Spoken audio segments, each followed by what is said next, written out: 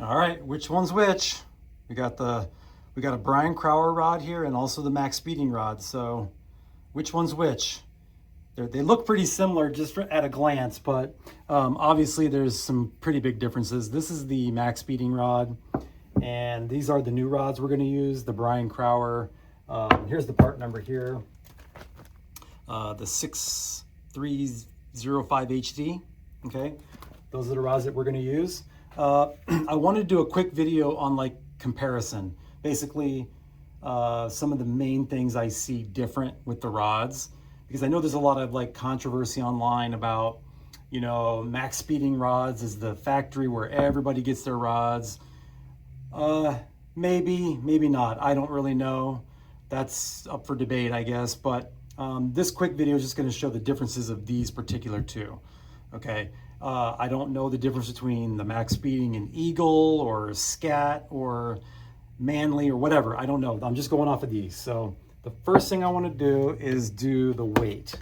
To me, the weight is like a pretty big thing. So let's switch this over to grams.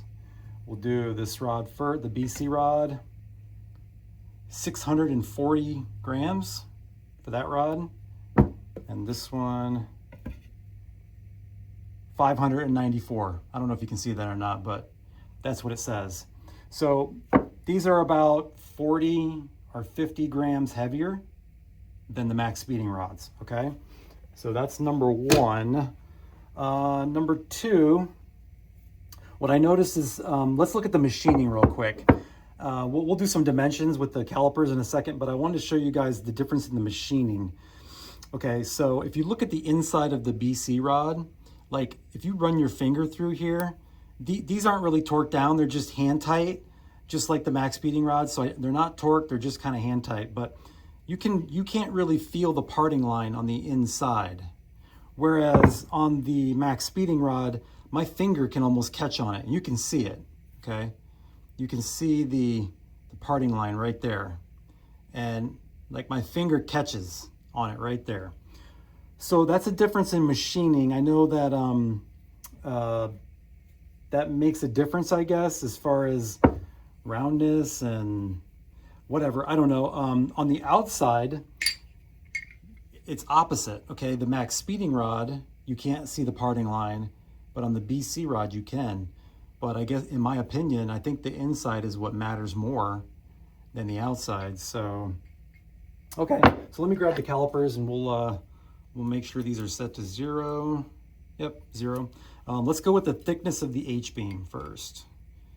600 and, hope you all can see that, 648 thousandths, okay?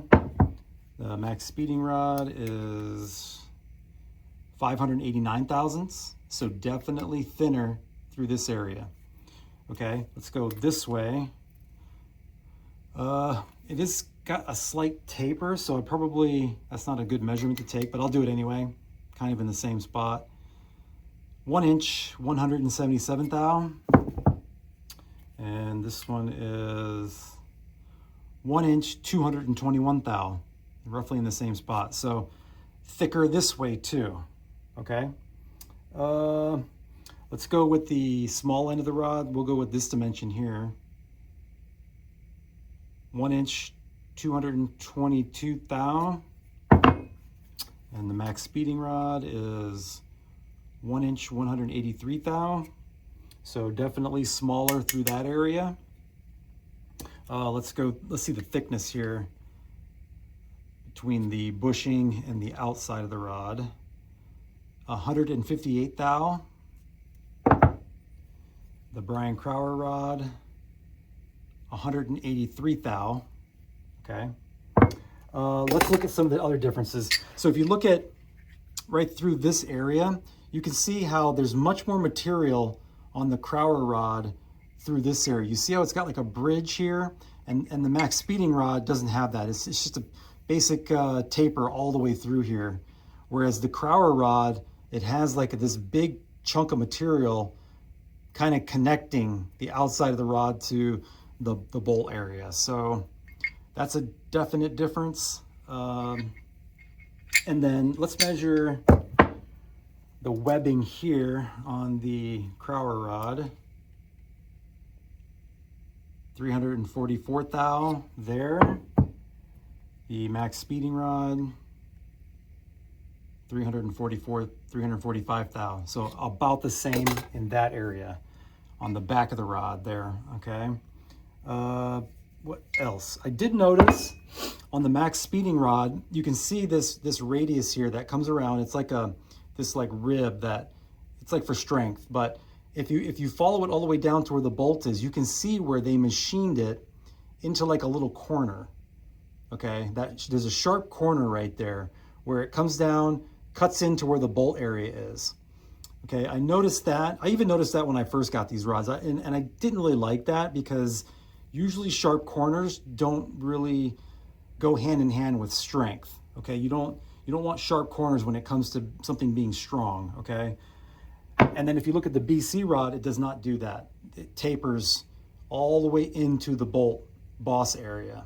Okay, there's no machine like corner out of that. Okay, so I did notice that right away, and you can definitely, like, I can catch my finger on it. It's pretty sharp, that corner right there. So yeah, we got all that. The bolts are the same, although I don't know if, it's hard to say, but if you look at these ARP bolts, this is the Crower rod and this is the MaxPeeding rod. They both say ARP 2000, but one of them says ARP 2000 MaxPeeding rods, okay? And not only that, but the way it's stamped in there is different than the way this one's stamped in there. So the ARP, it's hard to tell on camera, but you have to just kind of take my word for it. The stamping on the Brian Crower rod is much deeper. That says ARP 2000. Okay, on the MaxPeeding rod, it's really shallow. It's like a really shallow stamping. Okay, I'm not saying anything as far as a fake ARP bolt. I'm not saying that. But what I am saying is that it is definitely a different stamping. Okay, so whatever that means. What else? Oh, the Crower rod has a oiling hole here, and no oiling hole here. The MaxPeeding rod has no oiling holes here or here, but one on top. So it has one spot where it gets oil. The Crower rod has two spots where it gets oil, okay?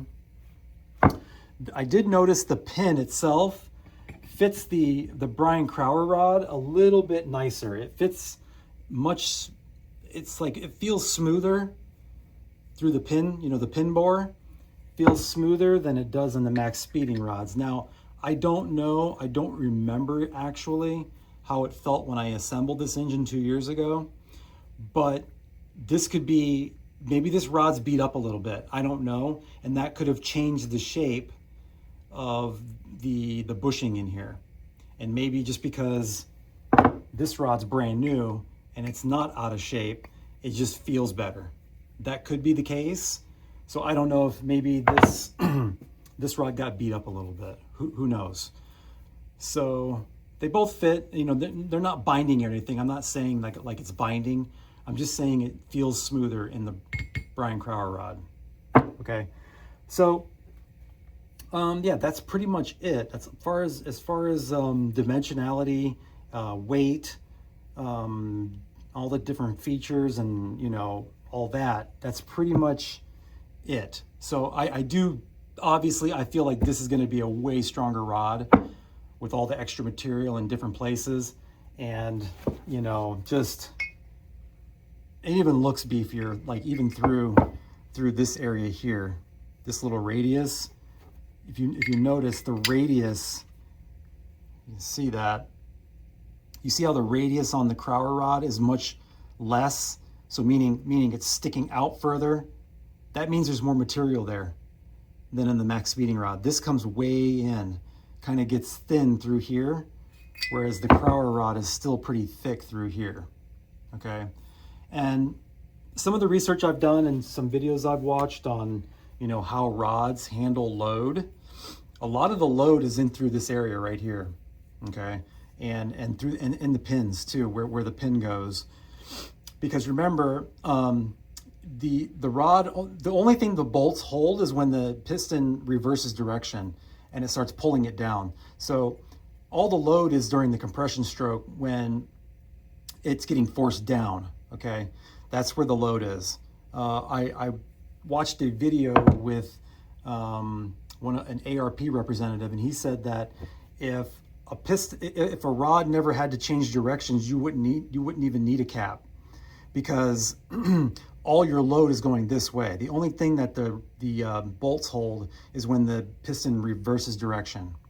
That's it. So yeah, that's my comparison. I don't know if Manly rods are different, or Eagle rods, or Scat rods. If they get their rods made in this factory, I have a feeling that Brian Crower does not do that because of how much different they are. It's just not possible to machine this after, you know what I mean? Like, I don't think it was made out of this forging. There's just no way. This is their own forging. Again, but like I said, I don't know about Manly, Scat, Eagle, all those other ones. I do know that I have looked up the different weights, and pretty much anything under 500 grams you don't see a lot of them. Like, I think MaxPeeding rods might be the only one that's under 600 grams in the 590 range. I think all the other rods are heavier than that. So anyway, guys, I just kind of wanted to go over that because this seems like a pretty hotly debated topic online as far as if those rods are any good, or what other manufacturers use them, and all that. But I was really curious myself. That's why I did this comparison. I wanted to go through it, and just to make sure that, you know, these rods weren't the same rods, but they're just getting machined differently, and they're definitely not, okay? Put some comments down below if you guys have done comparisons on other rods, like the Manly or the Eagle rods. I'm curious to see like actual dimensions and all that. So it's pretty interesting. And yeah, I'll keep going with this, you know, this build, and showing you guys step by step as far as, you know, how it's going to go together. And we did get the Real Street main caps too, and I'm going to show you guys that. But yeah, that's pretty much going to do it for this video.